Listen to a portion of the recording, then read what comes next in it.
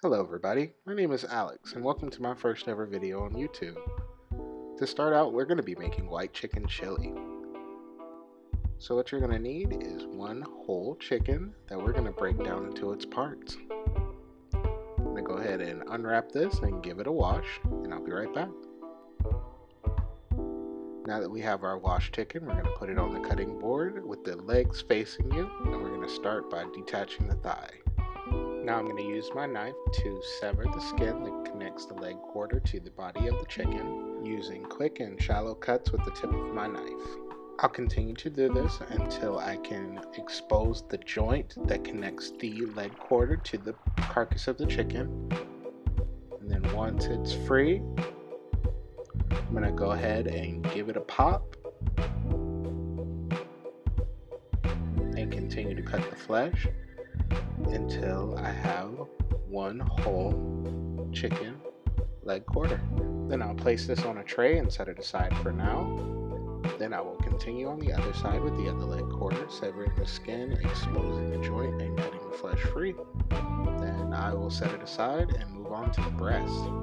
So for the breast, we're going to find the breastbone in the center of the chicken, and we're going to cut on either side. And you're going to want to make shallow cuts with the tip of your knife as close as possible to the breastbone so that you can get the most meat possible when you're cutting your breast.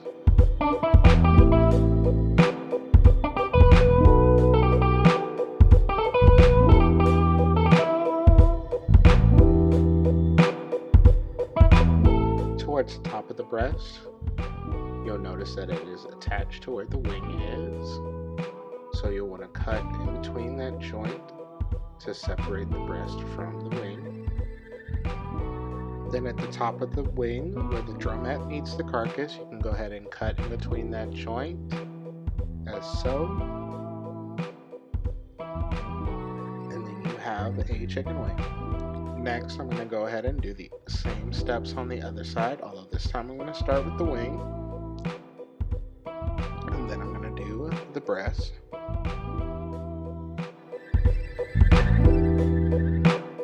Once the breast is free from the carcass, you've fabricated your chicken. Now save the carcass because this baby is full of flavor and you don't want to throw away flavor. In the future, I'll use this to make stock, which is a great way to utilize the carcass and other vegetable trimmings that otherwise would end up in the trash. Next, I'm going to generously season my chicken parts with salt and pepper on both sides.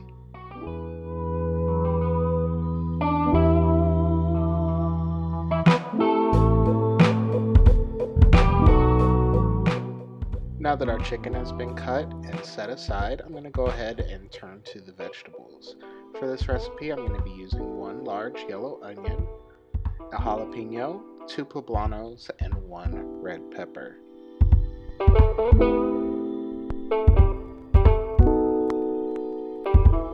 As you can see, I'm saving my onion skins and any trimmings in a food bowl so that I can use them in the future to make stock.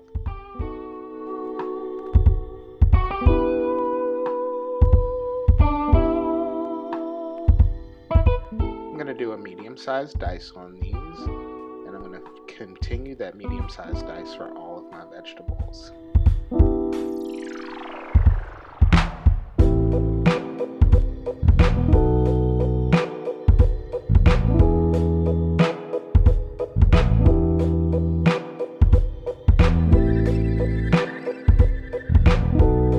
Depending on how spicy you want to make this chili, you can either leave in the ribs and seeds on your jalapeno, but for this I'm going to take it out.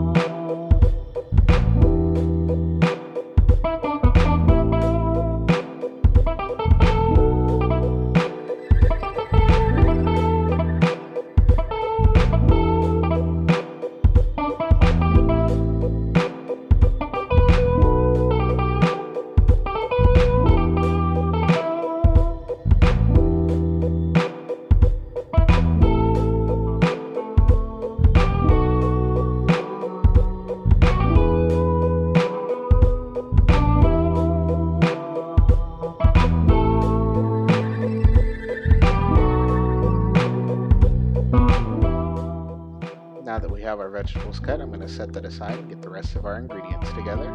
We have white beans, corn, thyme leaves, coriander, bay leaves, minced garlic, chicken bouillon, I prefer Goya, cornstarch, and of course, salt.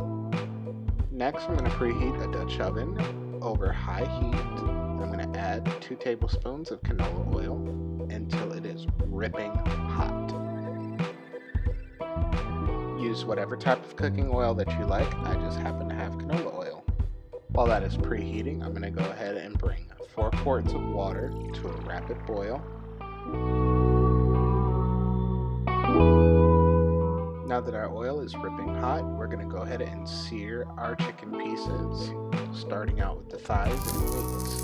Now listen to that baby sizzle.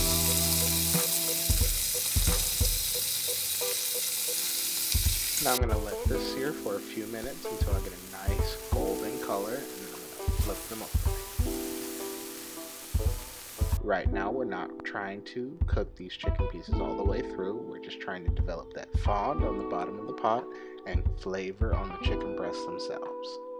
Now we're going to place them into that pot of boiling water that we have going on our back burner, and we're going to boil these pieces for about 10 minutes.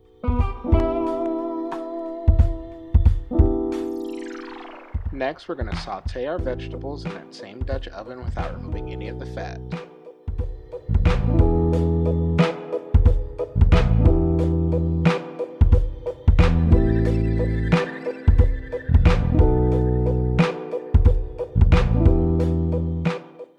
Using the trusty wooden spoon, we're going to stir this up and make sure we scrape the bottom of that pot to get all of that delicious fond up.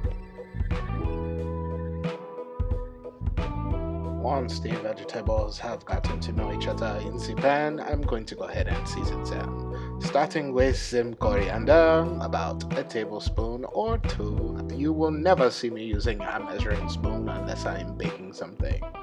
Now's the time. And not videoed here, I also add the garlic at this stage, about a tablespoon.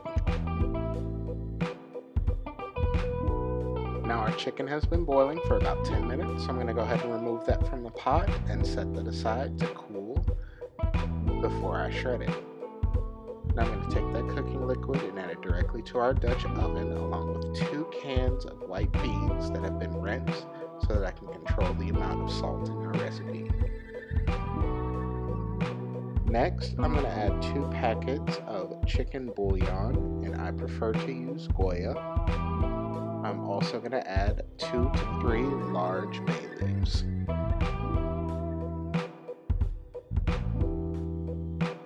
Next, we're going to give this a stir, turn up the heat, and bring this to a boil. Once it is boiling, we're going to reduce it to a simmer and cover it with the lid to our Dutch oven.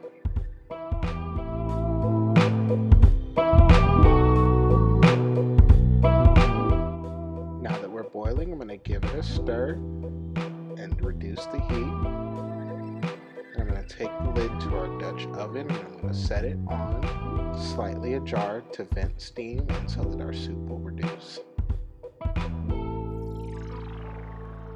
After about 30 to 45 minutes, I'm going to go ahead and remove the lid, give it another stir, and we're going to add in our chicken that we have shredded.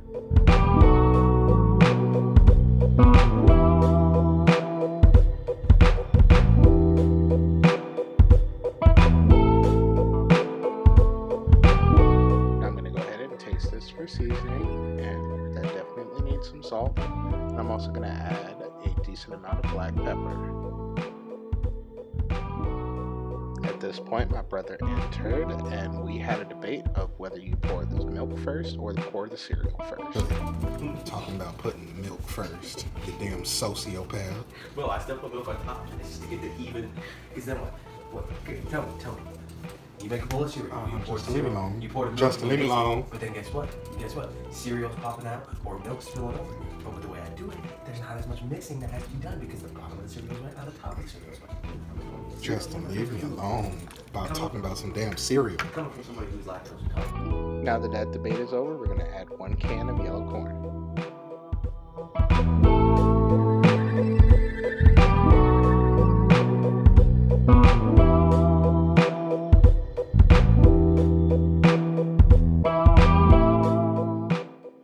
Now I'm going to bring the heat back up just slightly to bring this to a boil once again.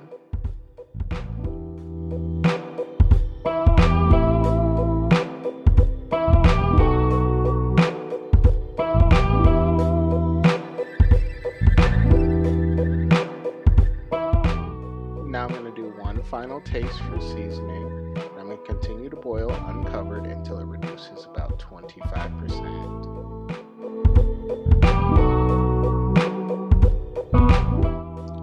Now that this is reduced down, I'm going to give it one more taste and we're going to incorporate our cornstarch slurry. So for every cup of hot liquid that you want to thicken, it's about 1 tablespoon of cornstarch to 2 tablespoons of cold liquid stirred into a smooth paste and then diluted into a hot liquid.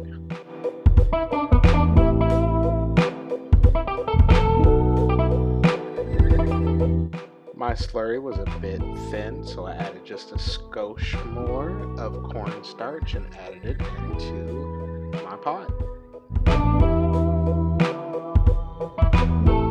Finally, I'm going to let that cornstarch work its magic to thicken our chili, and then it's time to serve.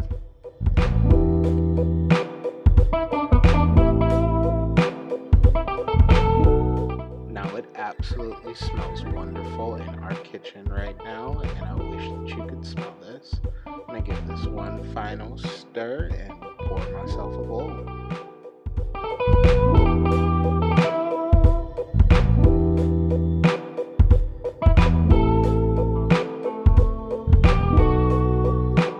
Now at this point, this chili would love a fresh squeeze of lime juice, but I could not find any decent limes at the store. But that's okay. It's a crime to cry over a non-purchased lime. So now I'm going to add some Monterey Jack cheese to the top and just a little bit of sour cream.